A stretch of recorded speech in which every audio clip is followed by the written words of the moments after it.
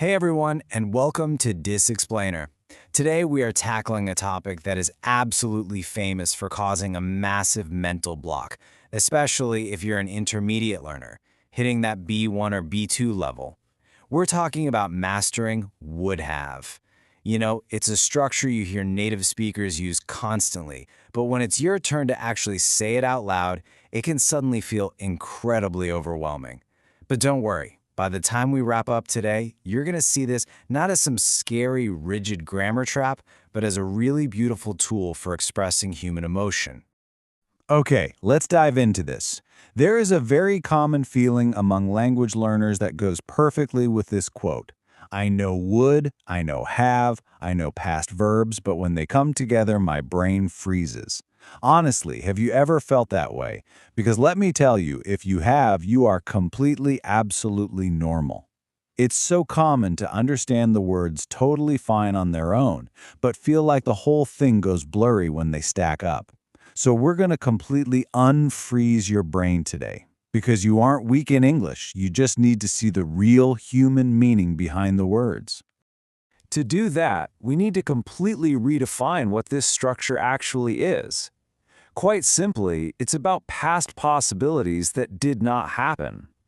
We really need to stop looking at would have as a cold, calculated grammar rule. Instead, think of it as an imaginary past. It's a past that exists entirely inside your mind. English speakers use this to look backward and think, if things were different. It carries deep human emotions, things like regret, reflection, and politeness, rather than just delivering cold, hard facts. And this brilliantly illustrates exactly what I mean by emotion versus cold facts. Imagine you totally forgot a close friend's birthday, and you just say to them, I didn't call you. Ouch, right? It sounds incredibly cold. But contrast that with, I would have called you, but I lost my phone. Boom. Suddenly you're showing pure intention. You're telling them that you cared. You genuinely wanted to do it, but outside circumstances stopped you. It adds so much warmth and humanity to the conversation. So now that we understand the feeling behind it, let's briefly and completely painlessly walk through the formula. No grammar fear allowed here, I promise. It's literally just three simple pieces clicking together like Legos to build meaning. Step 1, would. Step 2, have. And step 3, the past participle. That is it. The whole shebang. Would, have, and the exact same past participle you already use when you say things like I have finished or I have eaten. It really is that straightforward. To keep us moving briskly here, just notice how simple that past participle piece actually is. A massive reason learners freeze is simply because they forget that third piece in the moment. But listen to how simple these are. Join becomes joined. Go becomes gone. Do becomes done. Help becomes helped. Honestly, simply remembering to lock in this pattern of past participles solves half the problem when you're trying to form these sentences in the middle of a fast-paced conversation. Let's test this out with a real-life social scenario. Imagine a friend or a coworker asks you, why didn't you join us yesterday?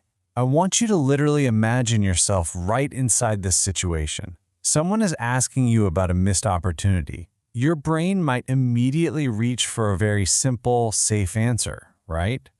Now, what's really interesting about this slide is the clear difference in emotional intelligence. Replying with a flat, I was busy, is, sure, grammatically correct, but it's entirely cold. But saying, I would have joined you, but I had a family commitment, completely changes the vibe. This response shows your true intention. It sounds vastly more natural, warmer, and just much more emotionally intelligent. It signals to the person that you actually wanted to be there with them. Let's apply this to your professional life too. Imagine you just had a job interview. You prepared well, but your heart was pounding out of your chest. If you just tell someone, I answered better, but I was nervous, you're actually accidentally telling them that you did a good job. It's super confusing. Instead, you need to protect your meaning. I would have answered better, but I was too nervous. That perfectly explains that you absolutely had the ability, but the pressure stopped you from showing it. So the crucial point is right here. Let's look at 4 completely different intentions. I didn't help him is just a raw, unfeeling fact. I couldn't help him shows you simply didn't have the physical ability or time. I wouldn't help him shows a stubborn refusal, like you crossed your arms and said no. But number 4, I would have helped him shows genuine willingness. You just didn't have the opportunity. This proves that grammar isn't just a list of boring textbook rules. It is the power to express 4 completely different human intentions. Section 2. Common learner mistakes and gentle fixes. Let's seamlessly transition into checking out a few common traps. Don't worry, making these mistakes is a completely normal part of the learning journey. Right off the bat, here is a huge trap. If you say, yesterday I would have gone to the market and just stopped talking, the listener is left hanging in suspense. They are quite literally waiting for the second half of your thought. Would have absolutely needs a why, a condition, or a reason. You have to finish the picture for them. I would have gone, but it was raining. Without that specific reason, the sentence just feels completely unfinished. Another classic mistake is mixing up our timelines. Saying, I would go to the gym, but I was tired is deeply confusing to a native speaker. Would go feels like a present habit, right? But was tired is in the past. English is highly sensitive about time.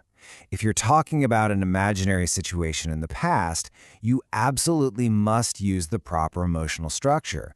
I would have gone to the gym, but I was tired. Now, notice this tiny difference in words, but massive difference in meaning. Sometimes learners mix up have to with our target structure. If you say, I would have to call you, you are expressing a present or maybe a future requirement. But I would have called you is entirely different. It's reflecting backward on a missed past imagination. So always keep a close eye out for that pesky little to. Let's move on and see how this builds in Section 3, exploring would have been. This one is huge in conversation. Let's analyze this highly specific, incredibly common conversational phrase. It would have been easier if you told me earlier. Do you notice how this expresses a really gentle disappointment? It's not aggressive at all. It's not angry or pointing fingers. Native English speakers use this exact structure all the time to cleverly avoid conflict while still clearly communicating that something went wrong. It is literally polite magic. Let's quickly fix another time-mixing mistake, very similar to what we saw earlier. Imagine you go to a party, but you get there right as everyone is grabbing their coats and leaving. If you say, it would be fun, but I arrived late, you're crossing timelines again. The fun part is already over in the past. The correct, natural phrasing here is, it would have been fun, but I arrived very late. Always match your grammar to the actual timeline of the event.